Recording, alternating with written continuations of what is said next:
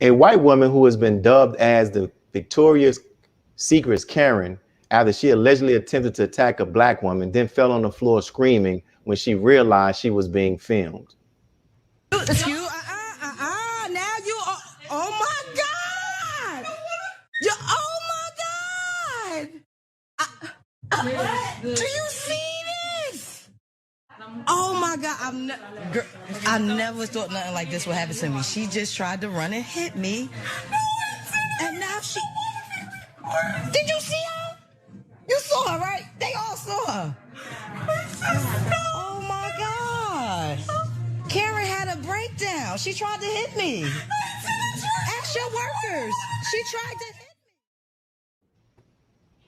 So we're here, and joining us, we have our monthly, I'm trying not to, I had to laugh. We have our commentators, our attorney, Saddiyah Karriem, and our brother, Dr. Gary Clark. Thank you all for joining us, and we'll get right to it. So we'll start with you, Attorney Saddiyah.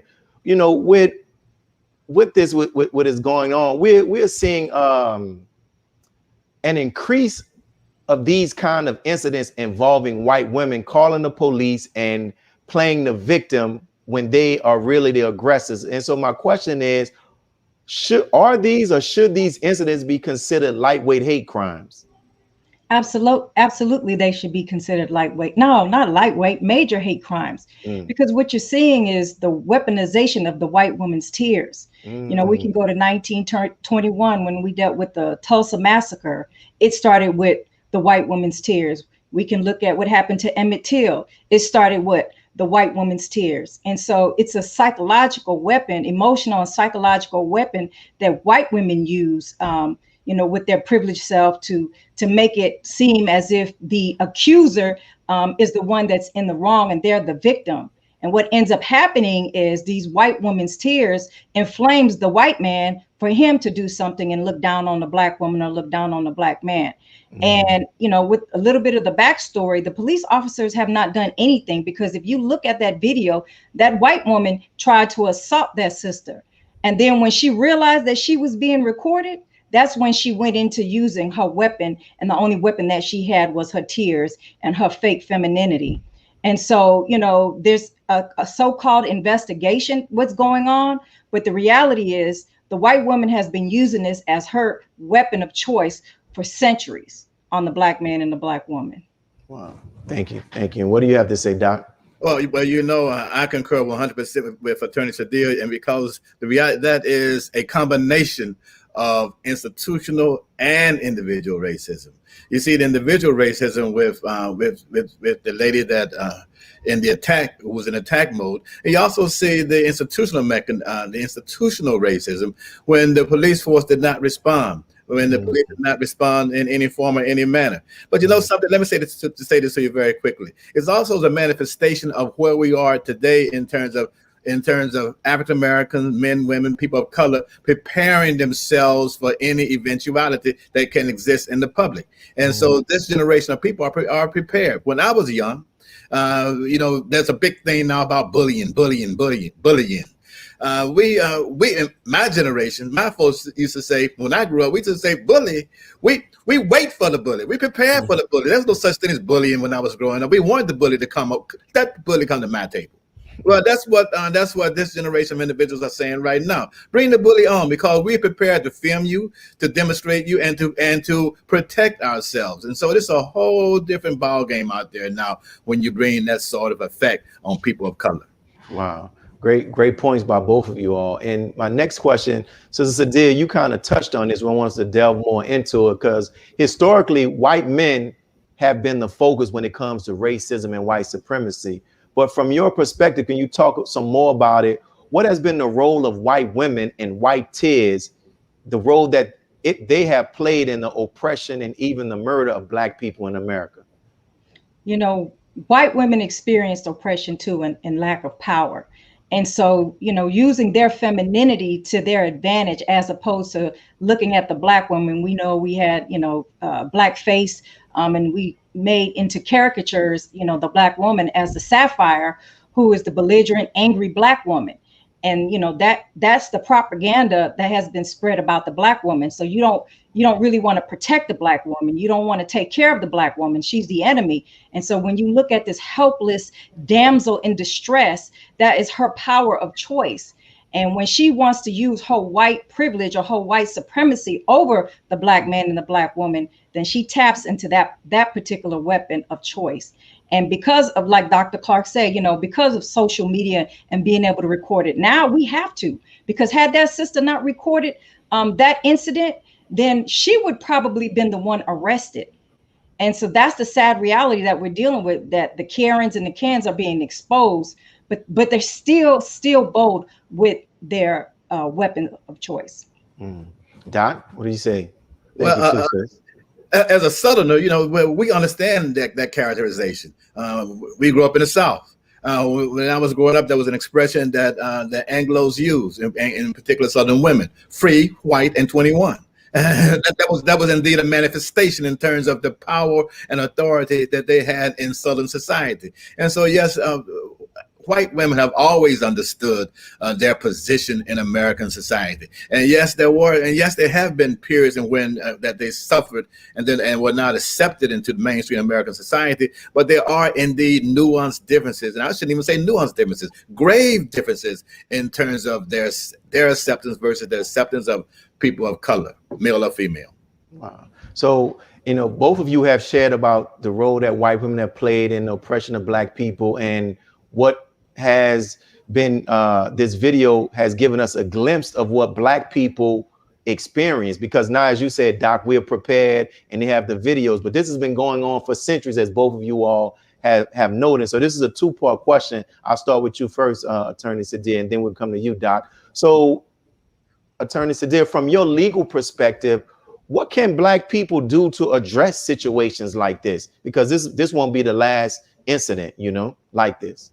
Well, in this particular incident, she did the right thing. She, although TikTok and all the social medias took her video down, exposure. You gotta pull back the cover on this type of behavior and expose these people. Just like the brother who was bird watching and the woman came and used her white tears as a weapon. You gotta expose these people, because what happens is when you lose loss of economics and loss of face, that's what they do understand. And if you listen to that woman, in the end, she was afraid that her job was going to see her. That's why she did her whole song and fake dance, and feign mental health, which she really didn't have some mental disability. Her mental disability really was white hate against the Black woman. So you just have to continue to expose this and video record it, And if, in certain situations, you gotta, with the police department that's involved, you gotta put the pressure on them to file criminal charges against this woman. Thank you. And Doc, you have wealth of experience from the political field and political science. So is there anything that Black people can do politically in terms of policy to address this? Well, policy, we can do we can put all the laws together that you want. Laws, you can put as many laws on the books that you so desire. But guess what? There's something called policy. The law may say that you cannot spit on the sidewalk, but the policy may be we don't enforce that law. And so what we must do is that we must understand that it is indeed a war out there. And so you got to confront this in all manners, whether it's in the legal arena, the political arena, in the faith-based arena. You got to continuously come at when you see these sorts of discretions perpetrated against people of color. You got to approach it not only on Saturdays and Sundays and in environments such as this, but everywhere. And when I say this, I mean it. You must be comprehensive in your approach. No venue is free from not recognizing what is taking place. Wow. And I'll just offer this question to both of you all. You can, whoever wants to respond. I came across some articles where there's a group of white women who are working to stop people from using the word Karen, because they say it's a racial slur equivalent to the N-word. What are your thoughts? Apply pressure. We're going to expose it and call them out for what they are. Racist Karens. And true enough, and Frederick Douglass always said you have to agitate. And that's what you do. And so, yes, the fact that you even got that response lets you know that it's effective. And Hollywood is actually, they're in the process of making a movie called Karen. And the thing is like interesting, it's like you continue, it's like every other month is one of them. The woman calling the police because the people were barbecuing, the brother who was bird watching. And oftentimes you see with our people, you know, most of them have been like real forgiving. Like the brother who was in the park is like, he hated that she had to go through this. And even the guy with his son, the lady said his son stole the telephone. Just climate. Like why? Like you would think they would calm down because they know the videos are out here, but they're not. Well, it's like Dr. Clark said, you look at policy versus what reality is. The woman who lost her job with the guy watching the bird, you know, she filed a lawsuit against her employer for firing her. Wow. And the reality is she may get a settlement. So it's the institutions that back up this particular type of behavior. You know, we expose it, but they continue to back it up. So there's no need for individuals like this to stop these actions. So I want to ask you, so should they lose their job? Should they be fired from their jobs for something that, like she did this in Victoria's Secret? Should she be fired from her job if she has one? Well, there's something called moral responsibility, moral dilemma. And so is this indeed a moral dilemma for the majority culture in our society? Is this, and I would suggest that no, it's not a moral dilemma. The dilemma is how much does this affect you financially? And is an economic dilemma. That's what determines the morality for those people who sit on that side of the equation. I would suggest as well that you asked earlier about what happens with this, you use this with real forgiving, what's that, adverb of man or whatever it may be, but real forgiving. But what happens when the forgiving stops? When the forgiving stops, then you can rest assured that you're going to see a fundamental change in American society. That's right. And the bottom line of this particular crime is they don't want to take accountability. What do you all think about Victoria's Secret? They issued a statement on it. What are your thoughts on that? Well, Victoria's Secrets. I mean, we all understand the cycle. You do this, but now that they at this point, you know, old school civil rights leader would say, okay, it's time now. You issued a statement. Okay, well now we want what some would say retribution. Not retribution, but we want for you to make some sort of contribution. Should I say? And so forgiving is one thing, and now we want to see where are you going to invest your dollars to show that you demonstrate, to show that you are sincere. And there are plenty of pockets in the African American community where this is available for them to invest. And I guess being that she wasn't an employee of Victoria's Secret. So what do you think, sister? You know, I read their statement. It was so watered down and so neutral that it was just really entirely ridiculous. I mean, it's apparent on his face that the woman came after this African-American woman and then feigned like she had some type of disability and did exactly what she was supposed to do. So they needed to really speak out against the racism, but they didn't. So they failed.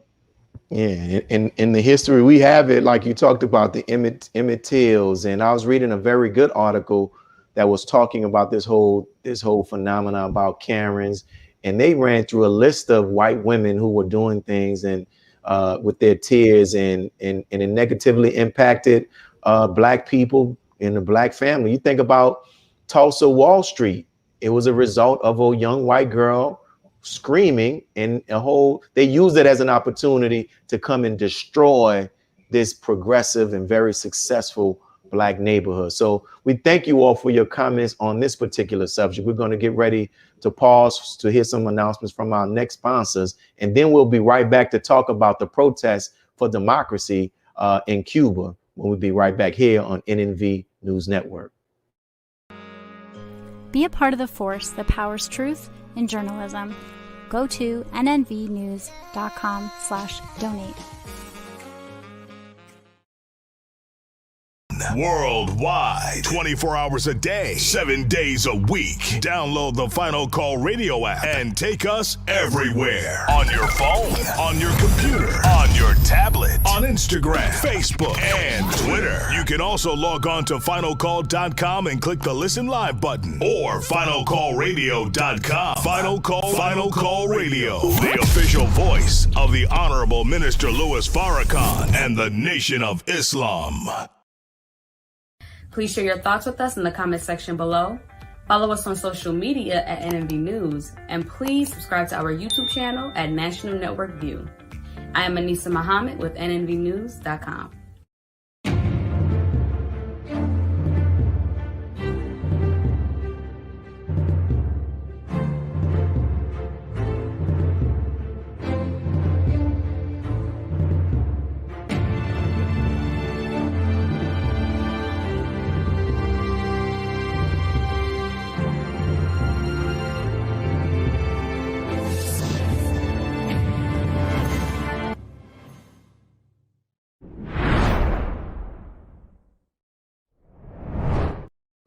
Protests demanding democracy for Cuba continued in South Florida for several days, as well as in other cities throughout America.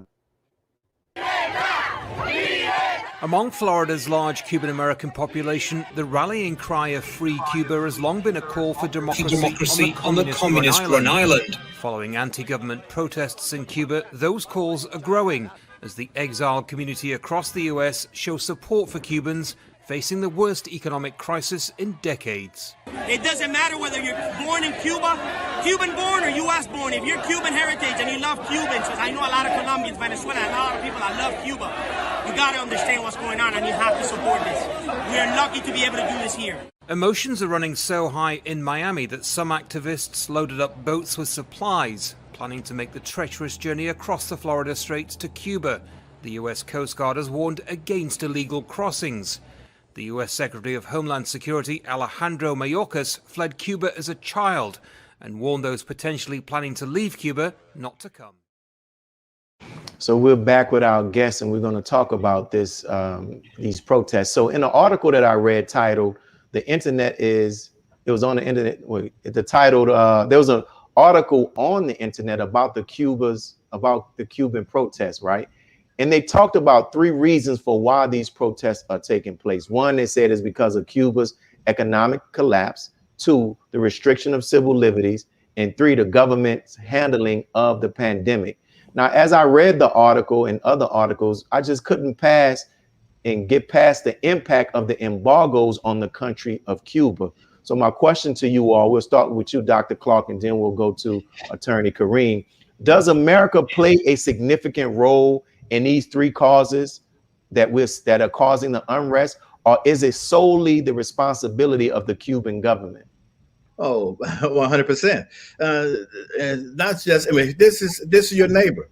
And America, you know, is the hidden hand, and the hidden hand exists, whether it's in Cuba, whether it's in Haiti, whether it's in parts of the Middle East and other parts of South and Central America. Yes, the hidden hand is there. And it's not a conspiratorial. It's the fact that America supports the quote unquote democratizations around the world, and to export American style democracy. And so, yes, it takes place, but all countries do this. All countries fight to have a, when I say the superpowers do this, to have their hand. It's a question. It's like the pluralist model. It's molecules fighting, moving against one another. They're all fighting. And so, yes, it exists. And yes, America does play a role. And theoretically, it's the hope and expectation, according to those in current power, that we've seen the fruition of what's taken place in terms of the embargo over the past 35, 40 years. Attorney Karriem? So again, yes, it's the hidden hand, is throw the rock and hide the hand. So America is probably the #1 cause for the reason why they're protesting right now. If we look at the history and go back, we saw that, you know, America wanted to and saw their own president, right, have their own particular government. And Fidel Castro said, no, we want to be an independent and sovereign country. And what happened? Well, United States government said, if you don't want to do like I told you to do, then we're going to punish you. And so we're going to stop economic embargo coming into your country. We're going to stop other people from sending food and supplies and financial economics to your country. Those who love us, they're going to turn their back on you. And so now you have this country who is starving, who their quality of life is diminishing. You've seen in the past 2 weeks the uprising of COVID. Now, another thing is Cuba had their own vaccine. And in particular, their vaccine helped build up the immune system of those who were taking it. And so they don't have the necessary supplies in order to administer this particular vaccine. There was over 184 countries who voted in favor of a UN resolution to stop the economic embargo. And it was the United States and Israel who wanted it to continue. $130 billion have been lost to Cuba that, have not been able to receive it because of this particular economic embargo. When we had President Obama as our president, he opened up diplomacy between Cuba. He allowed the travel to go back and forth, and Cuba was starting to see the quality of life increase. And we got to remember, 1/3 of Cuba also is of Afro descent. So you have a lot of things going on in Cuba. And right now, the people that are protesting, they're feeling the effects of the abuses of the American government. Wow. And I remember reading Randolph Robinson's book, The Debt.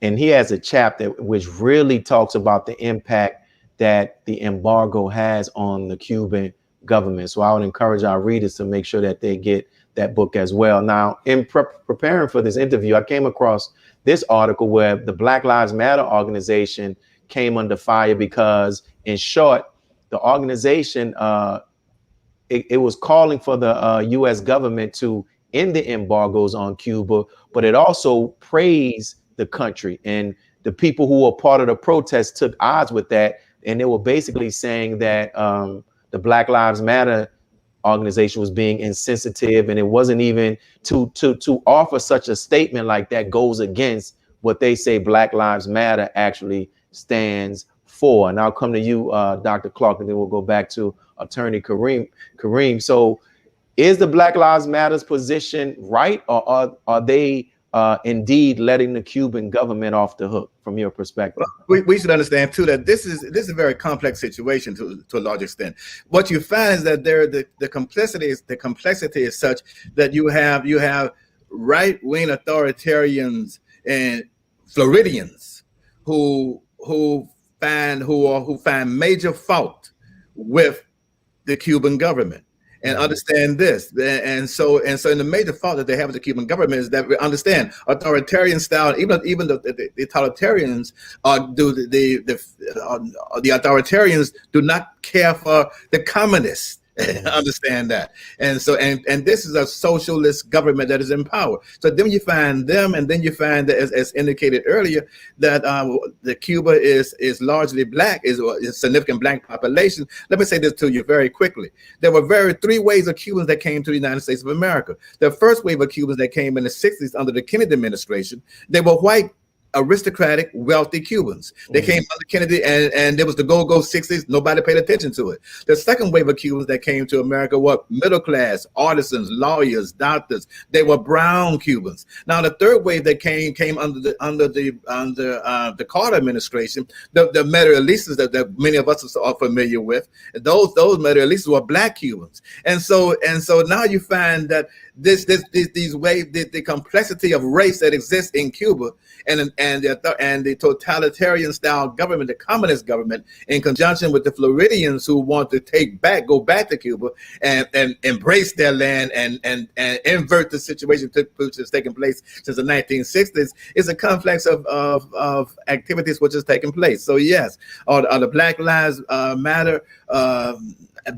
Matter movement, are they right or wrong? Understand, the Black Lives Matter people come from the left wing of the political spectrum, but sometimes spectrums come together when riots and civil disobedience come into play. And then once that government is toppled, then you have to decide what sort of government you want. Growth pains, you may want to call it. Yes, sir.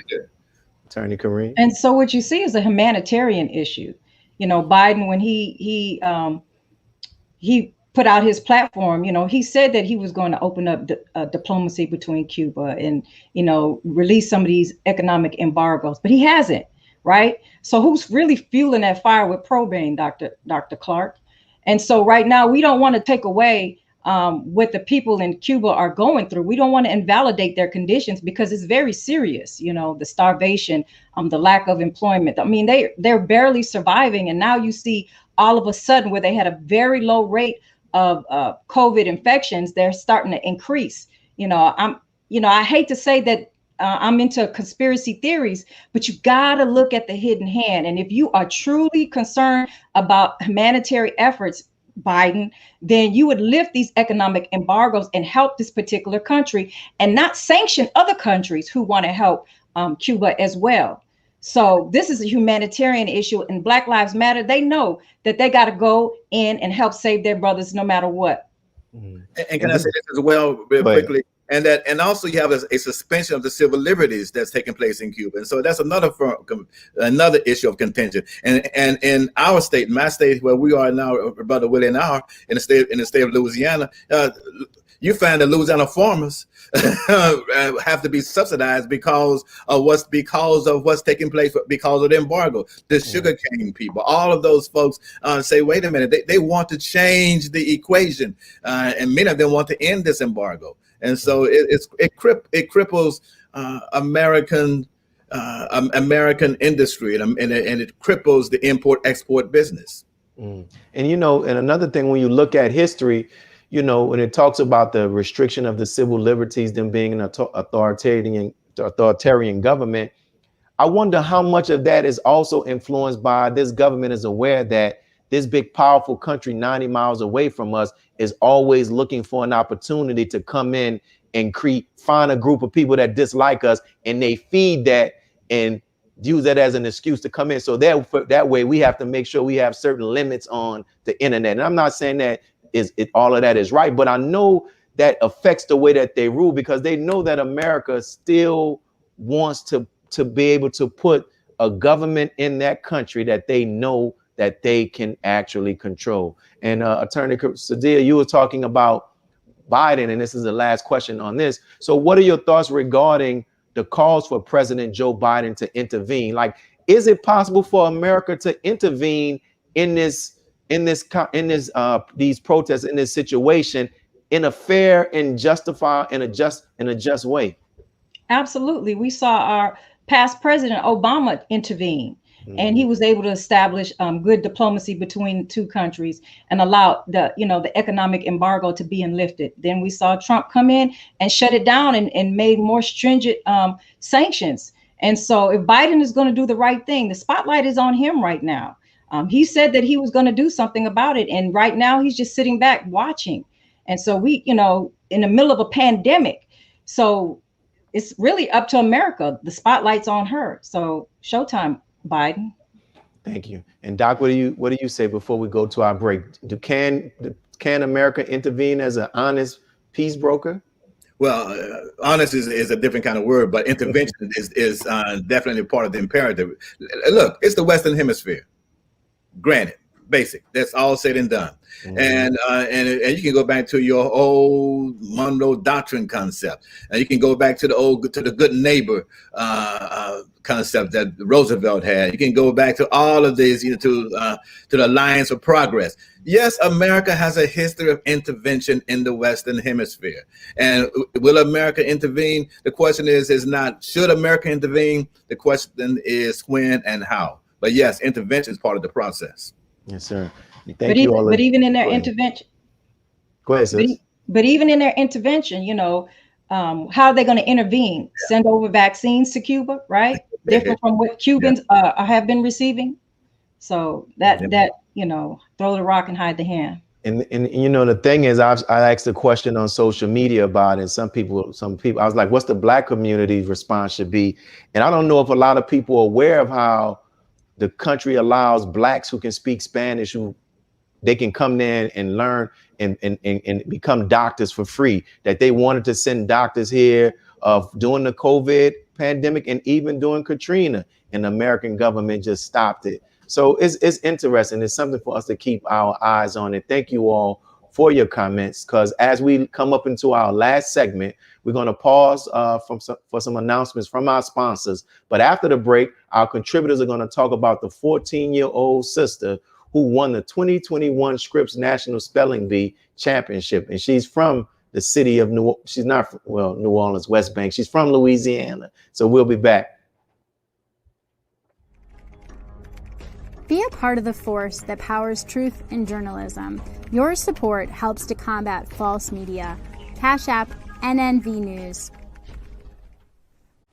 Asiatic Minds, online education, helping our children to discover their God-given skills, gifts, talents, and passion that will allow them to see their greatness as well as the greatness of our people.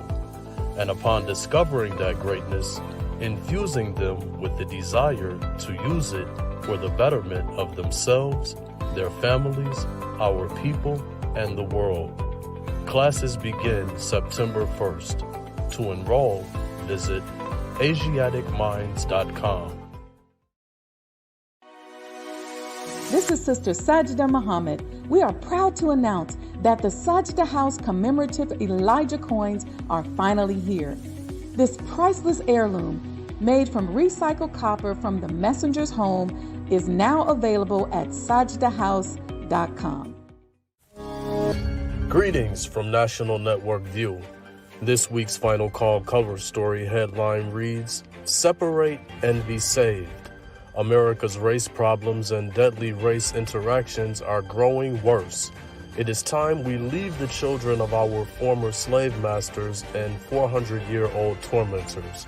Separation from whites is the only and best solution to this problem, a serious problem that is rooted in prophecy." This FCN volume number 41 edition middle page article by the Honorable Minister Louis Farrakhan is entitled "A Case for Separation." To read more, subscribe to FinalCallDigital.com and tune in to the all-new Final Call Radio. This is the NNVnews.com Final Call Cover Report. Please make sure you leave your comments and questions in the comment section below.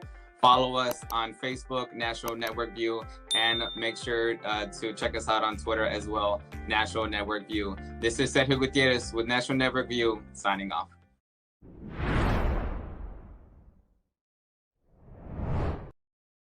Last week, Sister Zalia Avant-Garde, who's a 14-year-old from a suburb outside of New Orleans, walked to the center of the 2021 Scripps National Spelling Bee stage and won.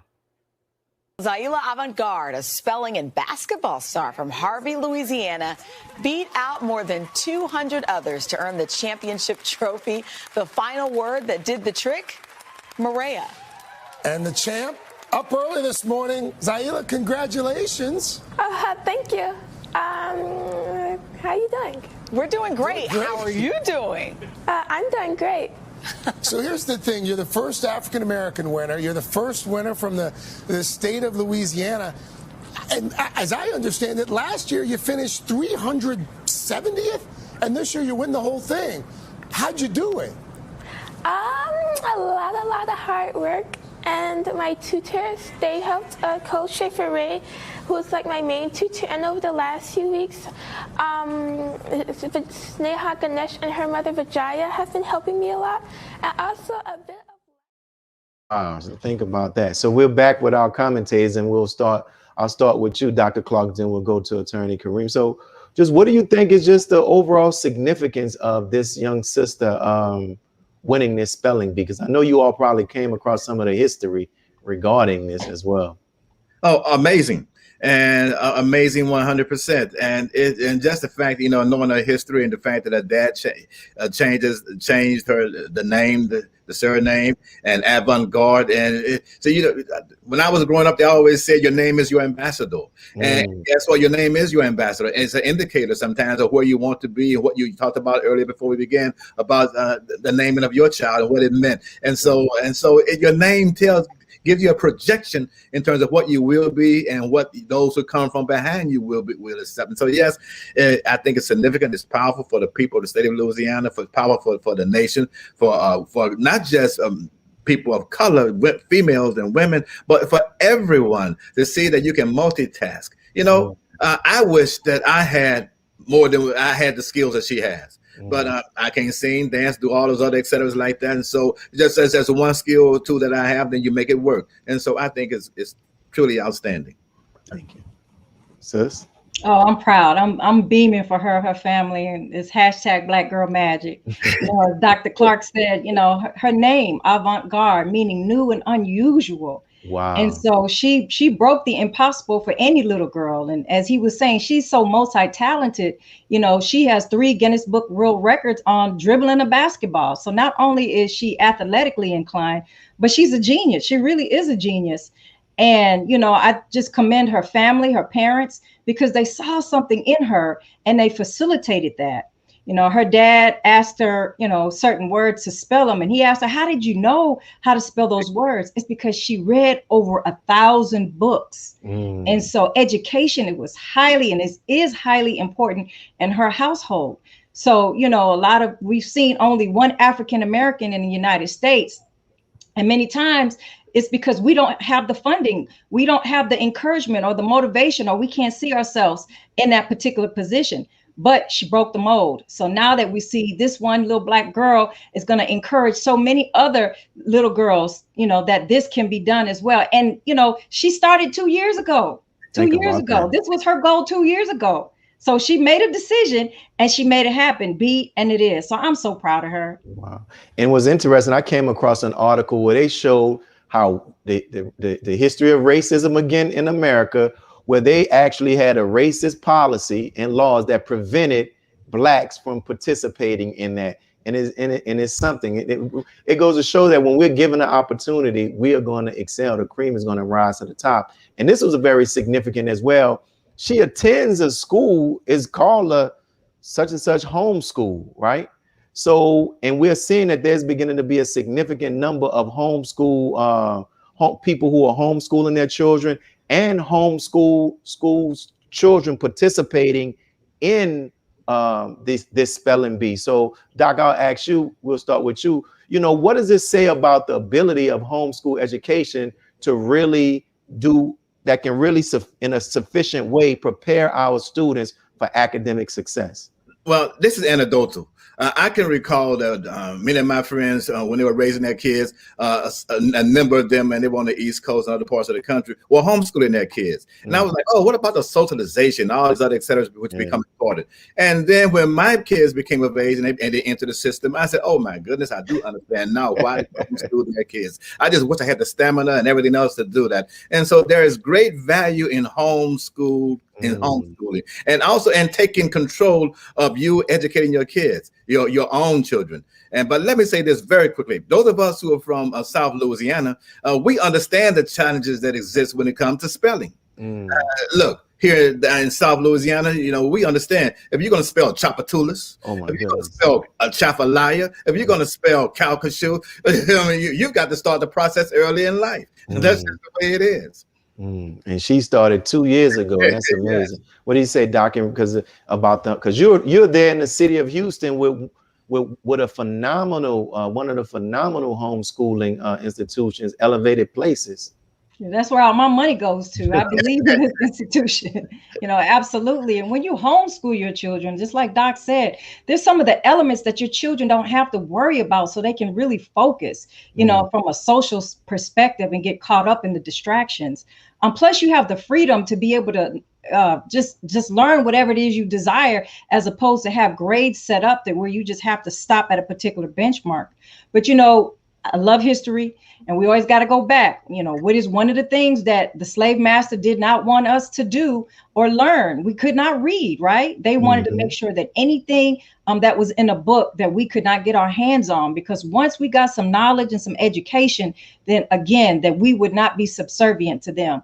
So, you know, we got to follow the example of our beautiful little sister. Read. She said she has read over 1,000 books, and she is only 14 years old. 14. Come on now. And you know, my daughters in their early years of education, they were homeschooled. And my oldest daughter, when she got ready to attend, this one was considered one of the academic powerhouses in the city of New Orleans. When she went and take to take the test, she came out in like 15 minutes. And I'm like, yo, did you take your time? She was like, no, I did it. It was easy. And that's the thing. And Dr. Clark, you talked about it as well, because some of our people think, when they say like the homeschooling, how are you going to do that? But it is, especially with these programs now that they have. With a sister they showed in one of the commercials, a sister who has a Black Minds Academy, you know. And here's my last question to both of y'all. We'll start with you, Doc, and then we'll go to attorney. How can we as a people use the success of this young sister as a way to encourage learning, and as what attorney Karriem, sister Saddiyah was saying, to encourage learning and also reading, because that's very important? Well, she is avant-garde is a model.